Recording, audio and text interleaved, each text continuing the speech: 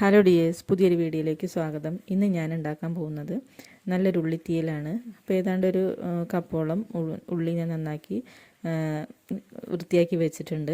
ഇനി നമുക്കതിലേക്ക് ആവശ്യമായിട്ടുള്ളൊരു അരപ്പ് തയ്യാറാക്കാനായിട്ട് ആദ്യം ഞാൻ ഒരു കപ്പോളം തേങ്ങ ചിരകിയത് ഇതുപോലെ നന്നായിട്ടൊന്ന് വറുത്തെടുത്തിട്ടുണ്ട്. പിന്നെ അതിലേക്ക് ഒരു അര സ്പൂണ് നല്ല എരിവുള്ള മുളക് പൊടി ചേർത്ത് കൊടുത്തിട്ടുണ്ട്. പിന്നെ ഒരു 3 സ്പൂണോളം മല്ലിപ്പൊടി. അപ്പോൾ ആദ്യം ഞാനൊരു 2 സ്പൂൺ ഇട്ടിട്ട് ഒന്ന് വറുത്ത് നോക്കി. പിന്നെ ഇത് കുറവാണ് തോന്നിയുകൊണ്ട് ഒരു സ്പൂൺ കൂടി ഞാൻ ഇട്ട് കൊടുത്ത് അങ്ങനെയാണ് ചെയ്തിട്ടുള്ളത്.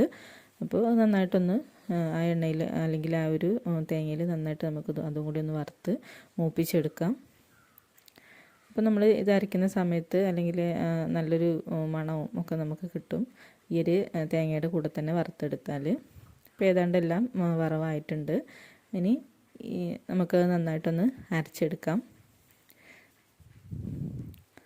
നമ്മൾ ഇത് മുഴുവനായിട്ട് ഇതിലേക്ക് ഇട്ട് കൊടുത്ത് ആദ്യം നമുക്ക് വെള്ളം ചേർക്കാതെ ഒന്ന് നന്നായിട്ടൊന്ന് അരച്ചെടുക്കാം. ഇപ്പോൾ നന്നായിട്ടൊന്ന് അരഞ്ഞ് കിട്ടും.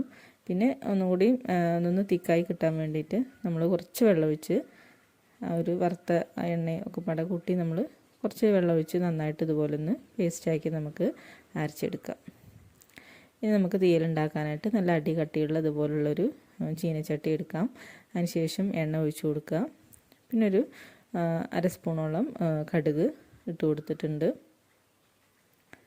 കടുക് ഏതാണ്ട് പൊട്ടി വരുന്ന സമയത്ത് നമുക്കൊരു 2 വറ്റൽമുളക് ചേർത്ത് കൊടുക്കാം. നമ്മുടെ എരിവിനനുസരിച്ച് കൂട്ടിയും കുറച്ചും ഇരിക്കാം. പിന്നെ അതുപോലെ തന്നെ കുറച്ച് തേങ്ങാക്കൊത്ത് ഇതുപോലെ ഇതിലേക്ക് ഇട്ട് കൊടുത്തിട്ടുണ്ട്. ഇനി നമ്മുടെ ഉള്ളി നന്നാക്കി വെച്ചിട്ടുള്ള ചെറിയ ഉള്ളി നമ്മളിതിലേക്ക് കൂട്ടി കൊടുക്കാം. 2 തണ്ട് കറിവേപ്പില. ഉള്ളി എടുക്കുമ്പോൾ വലിയ ഉള്ളിയാണെന്നുണ്ടെങ്കിൽ സെൻറ്ററിലൊന്ന് കട്ട് ചെയ്തെടുക്കുകയായിരിക്കും നല്ലത്. പിന്നെ 2 പച്ചമുളകും ഇതിലേക്ക് ചേർത്ത് കൊടുത്തിട്ടുണ്ട്. ഇനി നമുക്കിത് നന്നായിട്ടൊന്ന് വഴറ്റിയെടുക്കണം. അപ്പോൾ ആവശ്യമായിട്ടുള്ള ഉപ്പ് നമുക്ക് ഈ ഒരു സമയത്ത് തന്നെ ചേർത്ത് കൊടുക്കാം. എന്നാൽ അത് പെട്ടെന്ന് വഴന്ന് വരികയും ചെയ്യും. അപ്പോൾ നന്നായിട്ട് വഴന്നിട്ടില്ല എന്നുണ്ടെങ്കിൽ നമ്മളത് തീയൽ യൂസ് ചെയ്യുന്ന സമയത്ത് നമുക്ക് ഉള്ളി ഇങ്ങനെ കടിക്കുന്ന പോലെ തോന്നും. അപ്പോൾ പച്ചയ്ക്ക് കടിക്കുന്ന പോലെ തോന്നും. അപ്പോൾ നന്നായിട്ടൊന്ന് വഴറ്റിയെടുക്കുക. ഒരു 5 മിനിറ്റോളം ചെറിയ തീയിൽ നന്നായിട്ടൊന്ന് വഴറ്റിയെടുക്കാം. പിന്നെ ഒരു അര സ്പൂൺ മഞ്ഞൾപ്പൊടി ഞാൻ ഇട്ട് കൊടുത്തിട്ടുണ്ട്. ഇനി ആ മഞ്ഞൾപ്പൊടിയും അതിൻ്റെ ഒരു പച്ചമണമൊക്കെ പോകുന്നതിന് വേണ്ടിയിട്ട് നന്നായിട്ടൊന്ന് ഇളക്കിയെടുക്കാം. അപ്പോൾ ഏതാണ്ട് നമ്മൾ സെറ്റായി വന്നിട്ടുണ്ട്. ഇനി നമ്മുടെ പുളിവെള്ളമാണ്.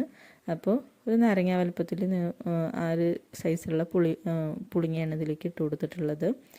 അത് നന്നായിട്ട് പിഴിഞ്ഞ് നമ്മൾ ആ ഒരു പുളിവെള്ളം നമ്മളിതിലേക്ക് ഇട്ട് കൊടുക്കുക.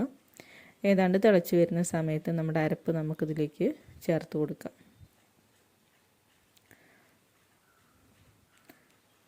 തേങ്ങയുടെ അരപ്പ് നമ്മൾ അതിലേക്ക് എല്ലാം ചേർത്ത് കൊടുത്ത് നന്നായിട്ടൊന്ന് ഇളക്കിയെടുക്കാം. നമ്മുടെ മിക്സിയിൽ അതിൻ്റെ കുറച്ച് ഇതുണ്ടാവും. അപ്പോൾ അത് നമുക്ക് കലക്കി കുറച്ച് ആ വെള്ളം കൂടി ഇതിലേക്ക് ചേർത്ത് കൊടുക്കാം. അപ്പോൾ ഇത്രയും വെള്ളം മതിയാകും. ഇനി ഒരു തേങ്ങയുടെ ഇതൊന്ന് ചൂടായി വരുന്നവരെ നമുക്കിതിലേക്കൊന്ന് ചെറിയ തീയിൽ വെച്ച് കൊടുത്ത് നന്നായിട്ടൊന്ന് ഇളക്കി കൊടുക്കാം. അപ്പോൾ ഏതാണ്ട് ഇങ്ങനെ ബബിൾസൊക്കെ വരുന്ന സമയത്ത് അല്ലെങ്കിൽ തിളച്ച് വരുന്ന സമയത്ത് നമുക്കിത് ഓഫാക്കാം. അപ്പോൾ വളരെ പെട്ടെന്ന് തന്നെ നമുക്ക് തീയലുണ്ടാക്കിയെടുക്കാം. നല്ല ടേസ്റ്റിയാണ്. നമുക്ക് ചോറിന് വേറെയുള്ള കറികളൊന്നും ആവശ്യമില്ല.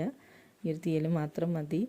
അപ്പം പെട്ടെന്ന് തന്നെ നമുക്ക് ഉണ്ടാക്കിയെടുക്കുകയും ചെയ്യാം.